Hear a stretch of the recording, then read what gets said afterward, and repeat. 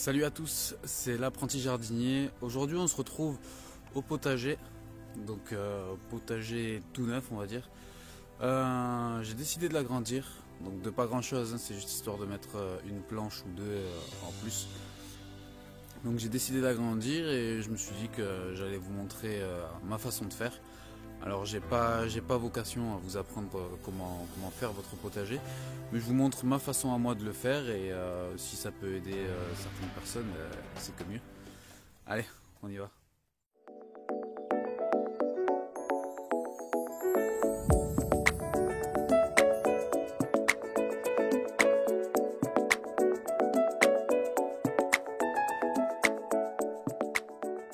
Alors au niveau de l'emplacement, donc moi bon c'est dans le fond du jardin. Ce que je fais, c'est que je le mets principalement au soleil. Donc j'ai le soleil moi qui se lève à ce niveau-là et qui passe comme ça tout du long. Donc du coup c'est au soleil et en fait les planches que je vais rajouter, ça va être donc à ce niveau-là. Donc j'ai décidé d'agrandir, comme je vous ai dit, ça va pas être un agrandissement énorme puisque je débute donc dans le potager.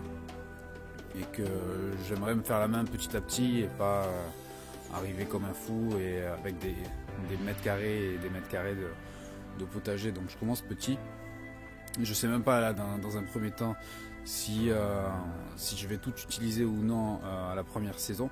Mais bon, ça me permettra quand même de préparer le sol avec une saison d'avance. Donc on verra ce que ça va donner. Donc moi j'ai décidé donc de le faire ici. Alors il va y avoir une culture, enfin une planche qui va arriver comme ça. Et une autre, je pense la faire comme ça à peu près. Elle va être un peu à l'ombre, mais je pense pas que ça va faire du mal, surtout que c'est une serre. Donc ça devrait pas lui faire de mal un petit peu d'ombre. Et donc première chose, je vais délimiter en gros l'emplacement de la planche de culture. Je fais avec de la récupération, donc moi de mon côté j'ai des rondins de bois.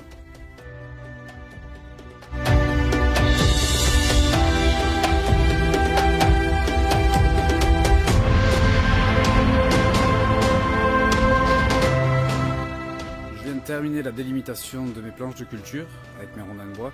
À l'intérieur ça me fait un espace d'à peu près 1 mètre. Alors je pense que ça devrait être suffisant. Au pire, si ça l'est pas, je pourrais toujours agrandir, c'est l'avantage des rondins de bois, je pourrais les pousser et ça ira. Donc maintenant ce que je vais faire, c'est que je vais prendre ma fourche et je vais décompacter le sol.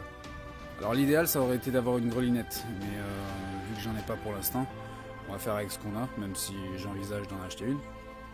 Mais on va faire avec ce qu'on a. Alors au niveau du sol, je devrais pas être trop mal, puisque j'ai pas mal de caca de vers de terre, donc je sais plus comment on appelle ça, je sais plus le terme que ça. Donc j'en ai vraiment pas mal. C'est l'avantage que j'ai avec les anciens propriétaires qui s'occupaient pas du terrain. À part tondre le gazon, c'est tout ce qu'ils faisaient. Donc je pense que je devrais pas être trop mal. On verra ça cette saison. Donc voilà, je vais déjà faire ça et on verra par la suite.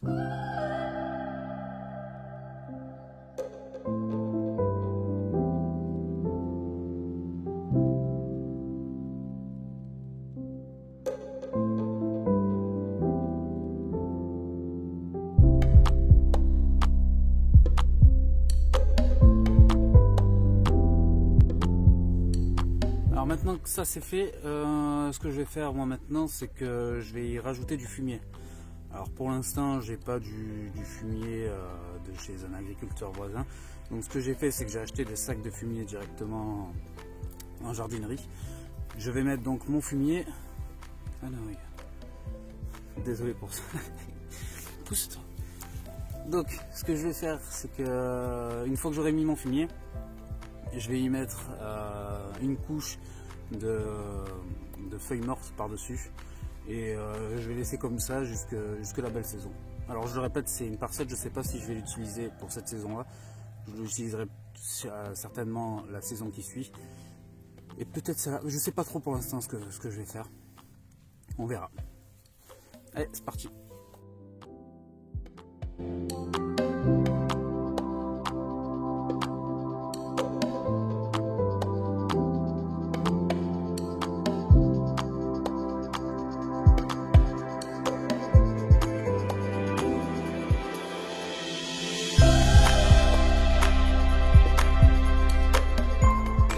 cette planche de culture est terminée.